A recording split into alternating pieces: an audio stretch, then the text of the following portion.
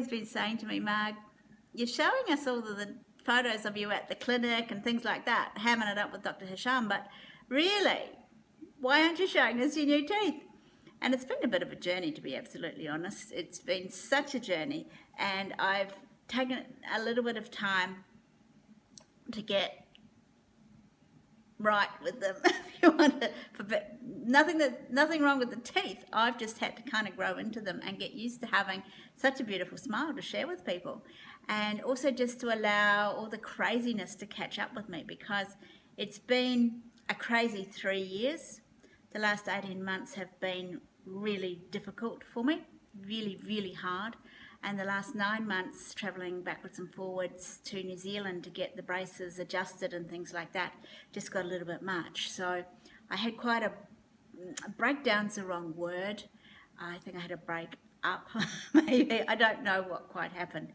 But even halfway through the dental process, I had to ring up and confess to Dr. Hisham that I didn't think I could get on the plane to come back. And I'd completely forgotten, and forgetfulness is part of what's wrong with me, I'd completely forgotten even that we'd gone to the Gold Coast to see Dr. Steve, who very kindly put my last square wire on between Dr. Hisham and Dr. Alfonso. They'd got the wire over to the Gold Coast and they fitted it there for me because I just didn't have the ability to get on the plane.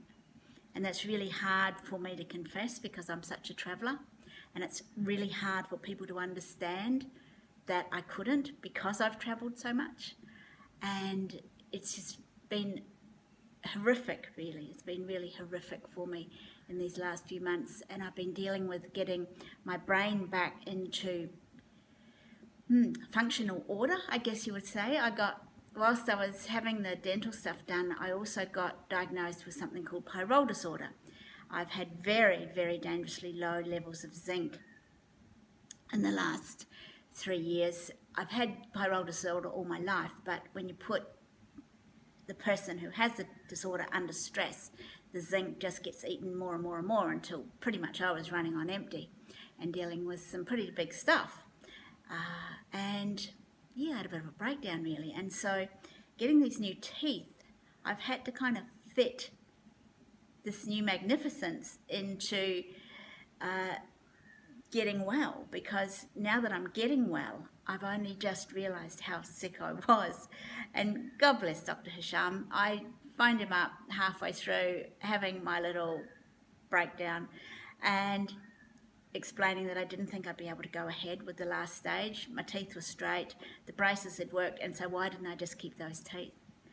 And when you look at the photos of me with those teeth, God, am I glad that I went ahead. And he was so sweet. He said to me, Margaret, he said, it doesn't really matter to us. We'll just give the money back if you don't go ahead with stage 1. It's okay.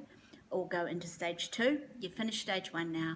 You're going into stage 2. If you don't go ahead, it's okay. We love you anyway. We'll love you if you stay with those teeth. We'll love you if you stay with the new ones. And it was just so awesome to be loved that much and to know that they were going to support me whatever I did. And it was about that time that I found the doctor that was able to diagnose what's been wrong with me basically all my life. And so now I'm on the mend. Hooray! And now I've got these great teeth. But when you get something like this, you've got to grow into it. It's like you just suddenly can't go from owning a beat-up old car to a brand new car that's all spick and span and sparkly and new. Often what people do is they crash them or something bad happens to them. It happened to me. Way back in the 80s, I bought this amazing little Honda Prelude that was the car of the time. And within a week, someone had backed into the car park. I hadn't quite grown into it. And so I've had to grow into these teeth. That's why I've been so quiet. There's nothing wrong with them at all. In fact, I've had to grow into the amazingness of them. And that's been why I've been a little bit quiet. So let's just take a look down memory lane, shall we? Now that you've seen the final product, let's take a look where I was at in February this year. So it's November 2015. let's have a look where I was at in February 2015. So this is what I looked like the day I walked into the clinic, and this is what my teeth were like. So you'll notice that my jaw is very narrow, and that was what was wrong. I had what's called a narrow jaw. When you get your teeth fixed, I tell you what, you learn every fault that you've got in your mouth, let me tell you, and they don't muck around telling you what's wrong. So yeah, I had narrow jaw, and you can see there the narrow jaw. You can see now when I smile, I've got quite a wide jaw. And they've moved that jawline out, which I think is just amazing that they can do that. And hence why I've got a retainer still on the bottom level, and I need to stick a retainer in every night to keep the top one straight. And I'll need to do that for a couple of years. That's the only ongoing stuff that I have to do with the teeth now. Oh, thank God. And so that was where I was. This was the teeth when they'd straightened. So this was the day that I went in to get my set of temporary teeth. And I'll be honest with you, those things were just horrific to have. So that was the only time I was in any real pain or discomfort through the whole process. Well, apart from the braces were a bit of a pain in the butt, to be honest. You couldn't eat certain foods, and you had to keep them clean and things like that. But they really didn't hurt very much. Each time I got new wire and they would pull the teeth in a bit more, you would feel a bit of, pressure for a day, and then off you went again. It was fine. They never really hurt. And I know that that's hard for people to hear who have had some horrific stories. When you got braces on, everybody tells you their hard luck braces story. Let me tell you, I've heard a few. But I didn't have any of that. It was amazing. That 2 weeks that I had the temporaries on, and they were plastic. They're made out of plastic. So these ones I have now are porcelain, and they feel much, much better in your mouth. But my gums bled, all sorts of stuff happened with those plastic ones. So that was the only real discomfort I had, was over 2 weeks. And it really wasn't that bad when I hear what others have been through. So that was the old teeth. This is the new teeth. Wow, how cool. You've seen the inside of the teeth where the mercury was exploding. This problem with my teeth goes back to childhood. I was a victim of the New Zealand school dental clinic system, who seemed to think that good dental care involved drilling the bejesus out of small children's teeth and petrifying them at the same time. We were so scared of those dental nurses, and they were mean as to us sometimes. Wow. But that's where it goes back to. But the actual reason I got the teeth done was this little video clip where I'd spent the day head down, bum up, getting all these lights that my friend had bought, all these lights set up, video lighting, the whole bit, got everything working, got everything teed up. And what I realised was, whenever I spoke, my teeth disappeared, making it look like I had no front teeth. And a lot of people said, "Oh, we never noticed that, Marg." But when you look at this photo, did you really want to look like that on video, Margaret? No. And that was kind of the defining moment for me.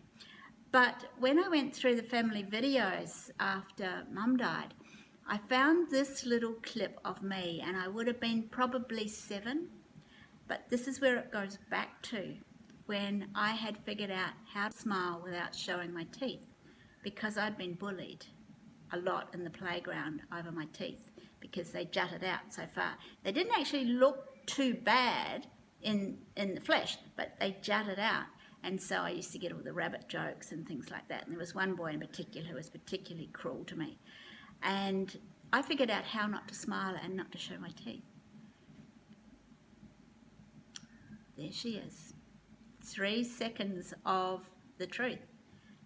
I just didn't smile from that point on very much. And I hated having my photo taken. I hated those teeth so much. And yet here I was trying to make a video, and it was just one of those meltdown moments. And I just knew whenever I could, I would get my teeth fixed. And so I did. I did get them fixed, and here they are. And it's so exciting. But the secondary reason why I've been a little bit quiet is that, yes, I've been growing into them.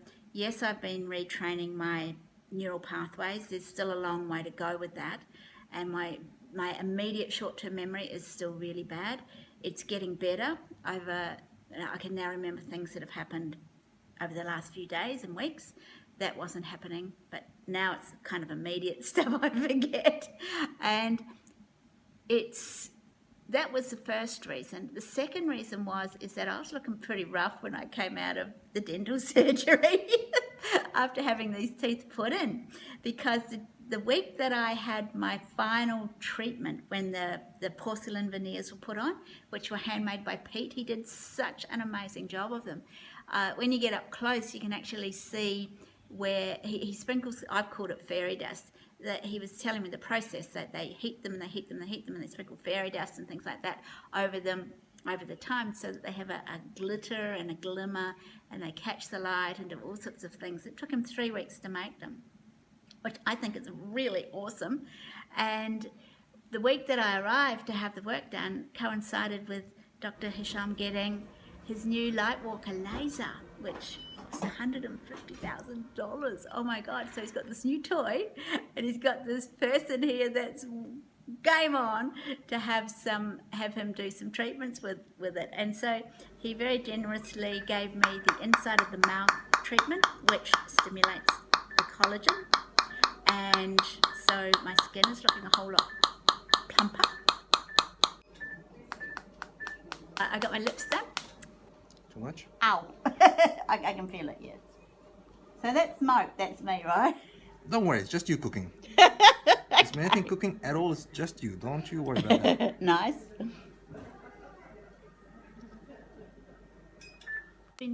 Got these glamorous new lips that go with my new teeth. I did all of my forehead, all around my face, and so I came out of there looking like a lobster. Really, it was not my best look. But on my very last day, we were joking around with the Lightwalker, and we were saying, just how cool it was. It was, like Star Wars, having a Lightwalker in the building, and a Star Wars machine working on me, and a Jedi laser, and all of that. And as my dad would say, blow me down if Temuera Morrison wasn't in the clinic as well, getting his teeth done. And he was having his teeth cleaned. And I was like, what's the chances of that? What more confirmation do you want that you've got rock star Hollywood film teeth, when you've got the star of Once Were Warriors, and you've got Boba Fett from The Empire Strikes Back in the next room? And I'm like, oh man, that's so cool. I've got to meet him and ask him if he met Yoda. And when I did, it's just not fair. You should never ask these people these questions. When I asked him if he met Yoda, he told me that Yoda was a digital image. And I'm like, oh, really? It's not real? No, but what he did say was that if I had a green laser light saber working in my mouth, it was Yoda's lightsaber. So isn't that really cool? So yeah, just amazing team that worked on my teeth. Dr. Hisham, Dr. Alfonso, who did the braces, just amazing man who just loved and cared for me so much. And I just wish I had the camera the day that they were taking the molds, because all I had was these two about 2 inches away from my face, peering in at me. It was the funniest thing. The pair and they're talking to each other as if I'm not there. You got to if you're having this, this is why it's taken me a wee while, because even though the treatment isn't invasive, you've got people in your face all the time, chucking their hands down your mouth. It's just really, you get to know these people on a very intimate level. And whilst I was there having I think it was when I had the veneers, the plastic veneers put on, the temporaries, Dr. Hisham also took off the mole that used to be here. So I no longer have that. So I've had this kind of crater on my face for a wee while as well. I've learned that cosmetics come at a price. It's not just a dollar value. There's a price to be paid for looking beautiful. And yeah, so that's gone now, which is really good, because he said, we need to take that off. We could, to quote him, we could snip that off today for you. And he said, it's distracting. And I'm like, God, I never thought of that. There's many other things that I thought about myself that were a problem apart from that mole. But it was distracting when you see the before and after photos now. It was distracting for sure. So I'm so grateful to the team, and I'm so loving these new teeth. What happens now though is I've got to get good on video.